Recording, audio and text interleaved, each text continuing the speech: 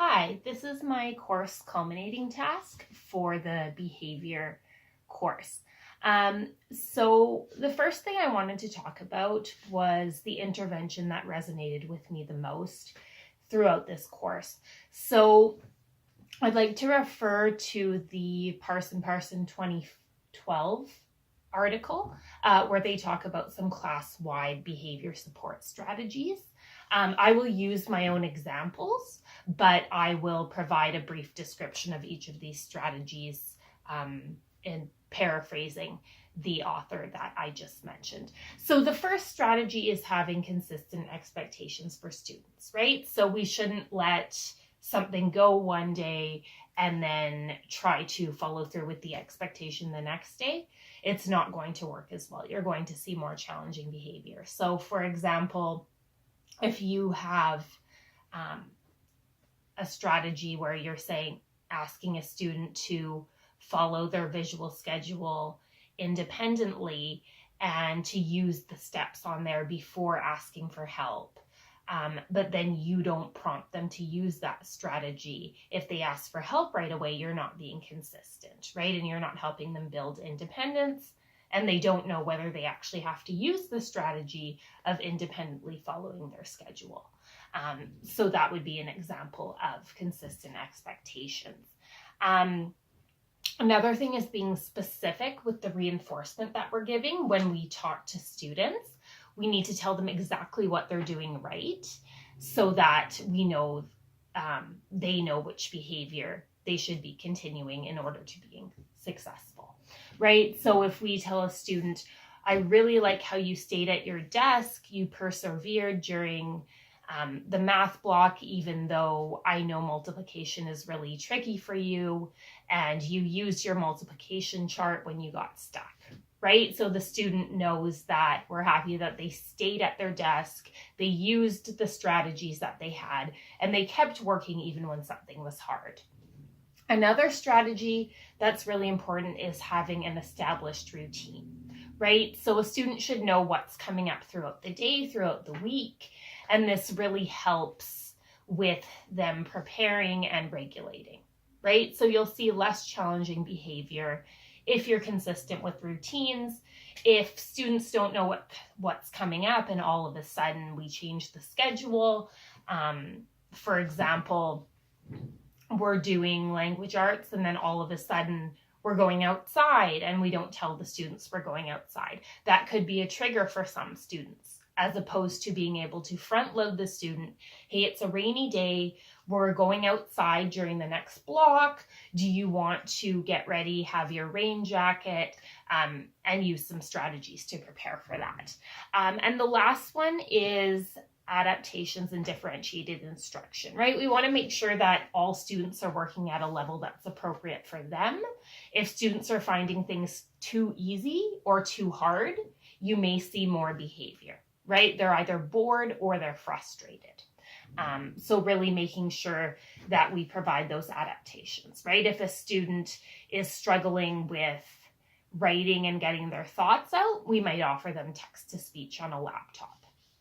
The next thing I wanted to talk about is the theoretical perspective that I found interesting.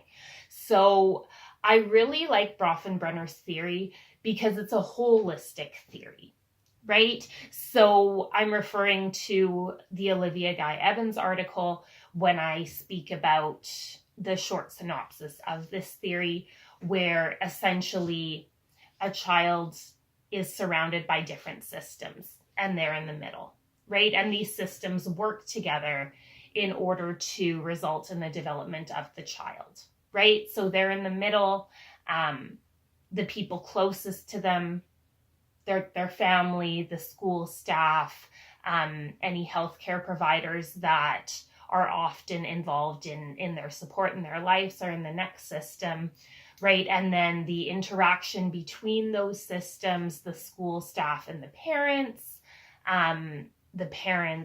and the healthcare providers, right? That makes up another system. And then after that, we have a system where we look at, relatives and other individuals involved in the child's life, right? And each of these systems has a name. So we have the microsystem, the mesosystem, the macrosystem, we have the chronosystem, and the exosystem.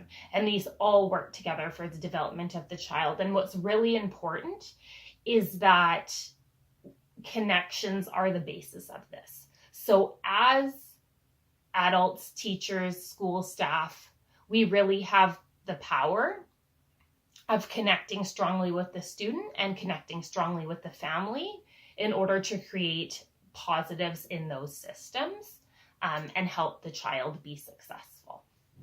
So the next thing I wanted to talk about was the interventions that I use at school. So I use the Zones of Regulation program with my small groups that was created by Leah Kuipers. And this program essentially puts different emotions into different zones, right? So there's 4 colors. There's yellow, red, blue, and green. And they all are connected to emotions with different energy levels and intensities. So a student wants to be in the green zone to learn, right? The green zone is regulated.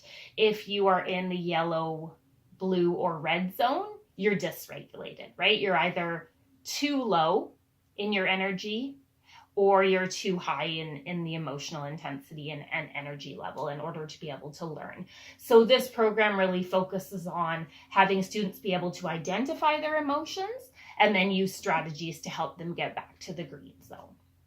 Another strategy I use are social stories by Carol Gray.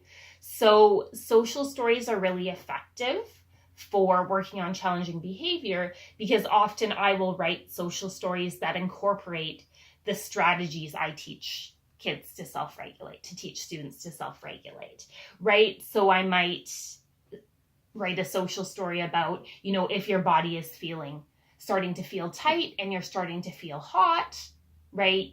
Maybe you're starting to get into the red zone.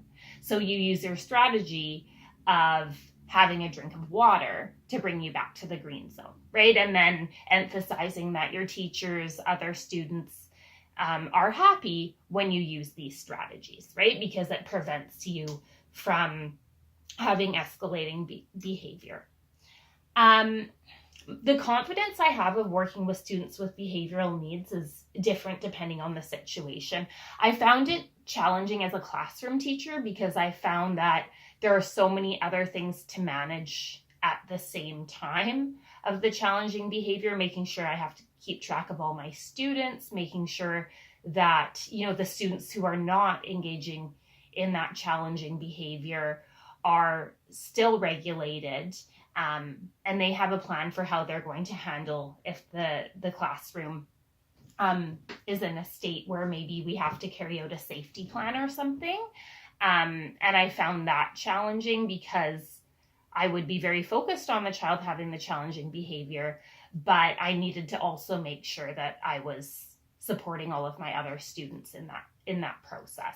So I find as a learning resource teacher, I'm more confident in supporting students with behavioral needs because I'm very much involved in the safety plan. And of course you are as a classroom teacher as well, but in a different way.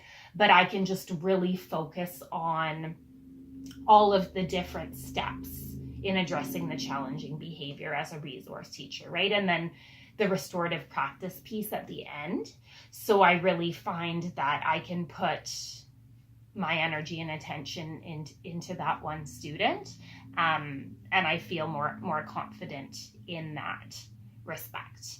Some of the strategies for inclusion that I use haven't really changed, but I do find it a little bit challenging sometimes because I want to make sure for the students' dignity that when they're in the classroom, they are successful. So I don't want them just to be in the classroom all the time if they're really struggling and it's not good for them socially or emotionally, right? Maybe they need more time with the counselor. Maybe they need more time in the learning assistance room or in the self-regulation room, right? So making sure that the time in the classroom is purposeful and the time in the other areas of the school are also purposeful, and they're going to benefit the student in all of these areas. Some questions I have are, I'm wondering if all districts in BC structure their safety plans the same way? And is there always district involvement in creating safety plans? Are there districts that don't have safety plans for students?